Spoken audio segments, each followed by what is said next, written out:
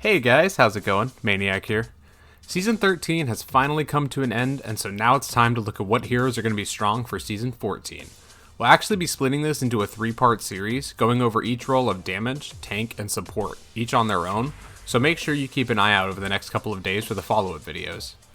Before we leap in, I do want to give a reminder that GameLeap has a 50% off sale going through January 7th, so if you're interested in staying up to date on the latest meta shifts and having access to tons of pro guides, make sure you go check that out.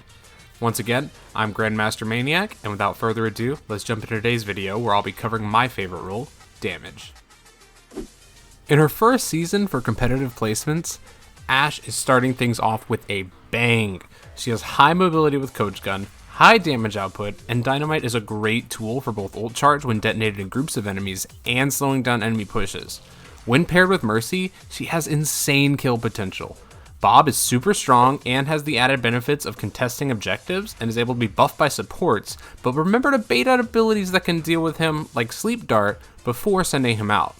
Ashe is strong with any tank composition, having the moving damage capabilities that make Rein's Zarya great, the perfect range that makes Orisa Hog strong, and still having the mobility with Coach Gun that is characteristic of Dive. There's not a lot of counterplay to her. The best I could say would be closing the distance with your team and playing closer with something like a McCree or a Soldier, or going for a long-range shot with Widow or Hanzo. If you're serious about winning more games and climbing this season, this is going to be one of your best options as a DPS player. As one of the heroes who recently got a very notable buff, Bastion is now going to be seen a lot more, especially on defense and pirate ship maps. Insanely strong when played on maps with the mid-range sightlines, he's now a bigger threat than he has been since his major rework almost 2 years ago. When paired with an Orisa in a decent position, he's a serious force to be feared. The best way to counter Bastion is going to be with either flank-heavy playstyles or with good tank play. If you can get into a good flank position, Hanzo, Pharah, Sombra, and Junkrat are great options to disrupt things. Even if they can't get the kill by themselves, they'll often be able to shift the attention of the enemy team long enough for your team to close the distance and overwhelm them. Using tank play though, having a Rein and D.Va is a strong option since D.Va and Rein can close the gap using Rein's beefy shield, and D.Va can matrix Rein while he goes for the charge. Just be careful not to get stopped by the fortified Orisa. Doomfist is weaker now than ever before, but since he does still have good one-shot kill potential, he's not a bad option in very specific circumstances, such as for last point stalls. Something to take into account is that apart from being nerfed himself, he also received indirect nerfs when his biggest counters, McCree and Bastion, got buffed significantly. With Bastion and McCree getting buffed and likely seeing more playtime than we've seen in a while, it'll make Doomfist players' experience in competitive play miserable. If you aren't already good with Doomfist, I would not recommend trying to learn him right now. And to the Doomfist mains out there, I wish you luck, but strongly advise you to move on to better alternatives. Everyone's favorite Cyber Ninja is still pretty much as strong as ever individually, but again, he's going to be a victim of McCree's buffs indirectly since there will be more Cree play. If you can work around a decent Cree player, you shouldn't have too much trouble with playing Genji. He's a solid option all around and can definitely cause help for the other team if left unchecked. Getting nano boosted can definitely make your blades much more successful, but with her nano healing with a burst heal of 300 HP, it usually is going to make more sense to save your tank players. Genji is going to be best in dive comps or as a flanker in Rein's Zarya compositions. If there's a Genji who's just shutting your entire team down, some of the best picks you can have are Lucio, Brig, Cree, Pharah, or Sombra. Cree, Pharah, and Brig are all fairly self-explanatory as they can use their kit to ruin a Genji's day. Lucio's Sound Barrier, though, is a better alternative to Transcendence as it isn't immediately countered by Honest Nade, and it gives your team some more time to react to even a nano-boosted Genji blade. You're able to boop him away after he uses dash to avoid letting him reset dash cooldown, effectively taking away his mobility and making your team's getaway much easier. Sombra should always go for hack on him, especially while bleeding, to avoid any of his other dashing shenanigans. So Hanzo is good at all ranges, no surprise there. Very solid when used as a ranged tank buster when your other DPS isn't good at poking shields, like when you have a Mei or a Tracer. He of course still has outstanding one-shot kill potential with his legendary tree trunks that seem to magically hit me in the face. Even though he lost the ability to have his ultimate damage boosted by Mercy a while back, he can still have his ultimate nano boosted or supercharged to power through Transcendence and Sound Barrier. His best use will definitely be in Rein's Zarya comps, especially when comboing ultimates with Zarya, but running him in dive is still a decent option as his lunge and climbing abilities give him the mobility necessary to get to the positions needed to throw some damage in at range. As far as dealing with an annoying Hanzo goes, having your Winston and D.Va go dive on him isn't an awful plan as long as they're careful about avoiding his Sonic Arrow. As far as DPS counters go though, McCree, Ashe, Widow, and a mirror Hanzo are all good options for the mid to long range fight. Tracer can work if you want to be more aggressive and get in his face, but be careful because he can one-shot you with a headshot. If you opt to go the Tracer route, try to blink behind him, then quickly back to confuse him a little bit and throw his aim off.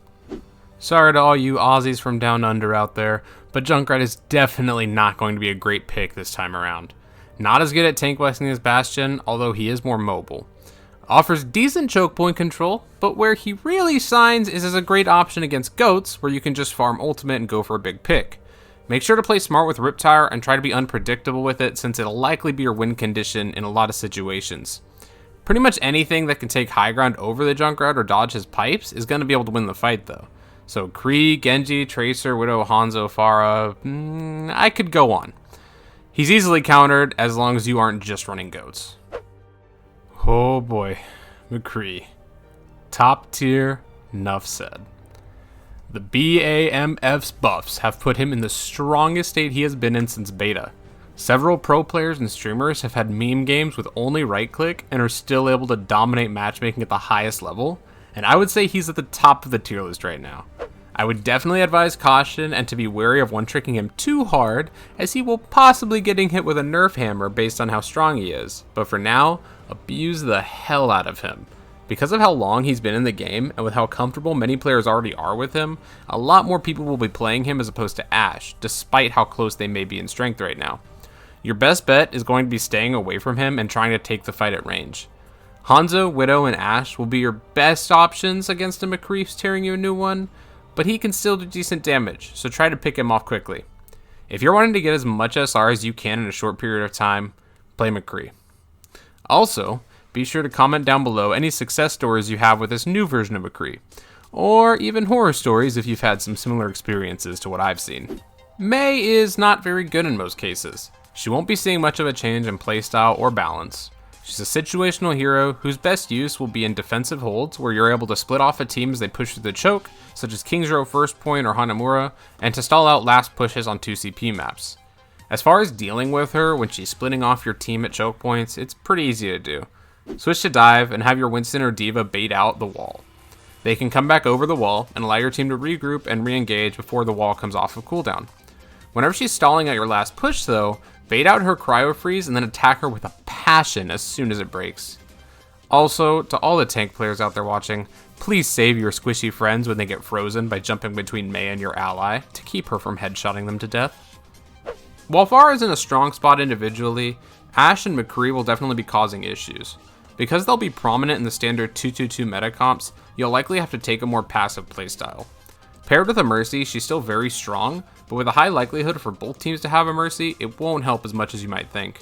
She's basically just a stronger version of Junkrat in this meta. Her flight gives your Mercy more mobility and allows Pharah better sight lines and range to drop damage onto the enemy, but with strong counters likely to be out at the start, it's going to make things a challenge. Against goats, she definitely remains a good pick for getting free ult charge if you can avoid the D.Va, but just like with Junkrat, you'll likely just be playing for Barrage as your team's win condition. As you've probably already guessed, McCree, Ashe, and Widow will be your best bet to deal with a pesky Pharah, or if you're confident in your own Pharah capabilities, Pharmacy can be a great option as you can usually pressure her into ignoring your team. Reaper is not very strong. His ult is pretty bad, and it's very easily countered with Ana, McCree, Brig, Bastion, and D.Va in the meta, and is outranged by pretty much any other DPS hero. He can definitely be decent against goats in some situations, but there will almost always be a better option to run against goats. The only time I would really see Reaper being a good pick this season is if they're running some weird tank combo on defense and you can't set up a Bastion for it.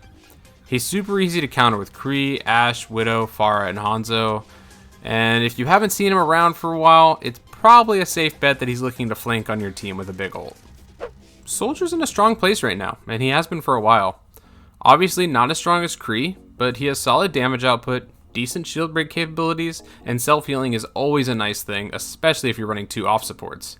He can run with any tank composition, but be wary while running dive since you have no vertical movement. Also, something important to note is that he recently got a change that his rockets no longer lock onto a target's position during visor, which is definitely a buff as it was literally impossible to lead a target with rockets before. So definitely look to be hitting your rockets during visor now. As far as countering him goes, it's pretty similar to countering a McCree. Ashe, Kree, and Widow are great options as each can outdamage his biotic field healing fairly easily. Tracer can be a decent option as well, but do not try to fight him while he's using biofield. He'll have enough sustain that you won't be able to one-clip him, so it's better to bait it out first, retreat, and then come back as biofield fades. While Sombra can be an annoying flanker, she won't usually be the hard carry. Again, it's another case of Kree coming into the meta big time that'll be ruining her experience.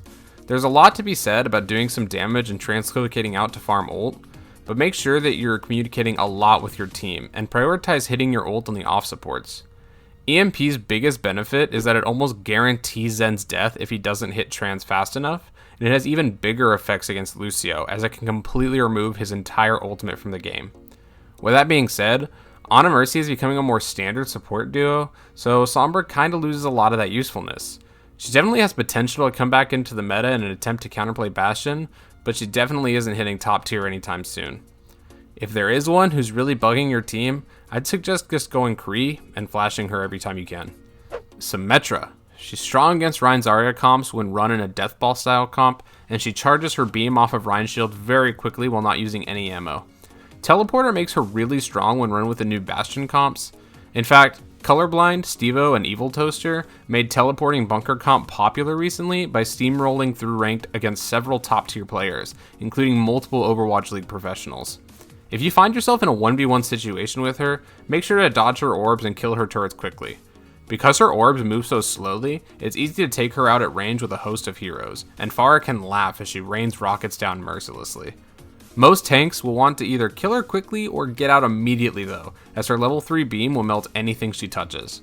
It's definitely not as bad to see a Symmetra now as it used to be, but it's still not something most people are happy about on either team. Torbjorn is pretty bad now. He can be good against dive with double flanker, but against Rein's Zarya and Orisa Hog comps, he'll lose a lot of his effectiveness from his turret, and basically just plays like a Roadhog without hook or the large health pool. Ult can be great for last pushes, but you shouldn't switch to Torb in late game. Pretty much any range damage is an easy counter to Torb, as you can kill his turret from a distance while jiggle peeking it, and you can kill him while dodging his relatively slow projectiles. Stay out of his shotgun range at all costs though, as when he uses his E ability, he can melt almost anything at close range. Tracer is finally usable, since going against a Brig isn't an instant loss for her anymore, but take caution, as Ashe and Kree can both pose a serious threat to you. When you're against a Kree, bait out Flash before trying to engage on him. Against Rein's Zarya comps, you're pretty much free to do whatever you want to their tanks as long as you avoid any stuns. Rein will have to make the decision to turn on you and expose his back to your team, or let you farm ult off of him. Even if he's getting pocketed while you damage him, you can still get your pulse bomb very quickly and use it for a big burst of damage. However, make sure that you keep shooting whatever you throw pulse bomb on. Tracer got a nerf that brought her pulse bomb from 400 damage to 300 damage, which means that even pulse bombing a sentry mode Bastion will only put him to 5 HP, so make sure you keep spraying to confirm the kill. To deal with a pesky Tracer, Kree, Hanzo, Ashe, and Brig are all solid options, but she could still be a bit slippery. Try and force her to use her blinks before using any stun abilities if you're playing Kree or Brig. With Ashe and Hanzo though, you can usually one-shot her with a single headshot. Ah yes, now we get to my true main. So while Widowmaker is not in the strongest of spots right now, she is definitely still a solid pick. Does great jobs on maps with long sightlines like Junkrat, Rialto, Ilios Ruins, but she's very weak against tank-heavy comps. You can play her against any standard 2-2-2 comp as long as you're adjusting your position as necessary. A single headshot on any tank is a serious threat, so try to be in a position where you can see them engaging on your team. The best ways to deal with a Widow are to have your own Widow or Hanzo, a dive DPS like Tracer or Genji, or dive tanks. As far as using ranged DPS to deal with her, make sure that you aren't just feeding. Sometimes the enemy Widow will just be better, and you'll need to find an alternative option. Genji is the best flank DPS to deal with her, as he can close the gap relatively safely, but try not to let her bait out your deflect too easily. Tracer will only work on maps where you can get to her location, so if she has significant high ground advantage, don't even try.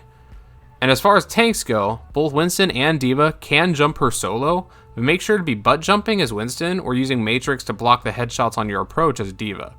If a Widow is really kicking your tail, don't be afraid to send 2 to 3 players after her to shut her down, then return to the fight. And that's going to do it for today, guys. Now remember, if you really want to up your game and take the next step to becoming a better player, you can find guides like this one by other top level players by clicking the link below to GameLeap.com. Make sure to like this video, share it with friends, and subscribe to stay up to date on the channel's newest releases.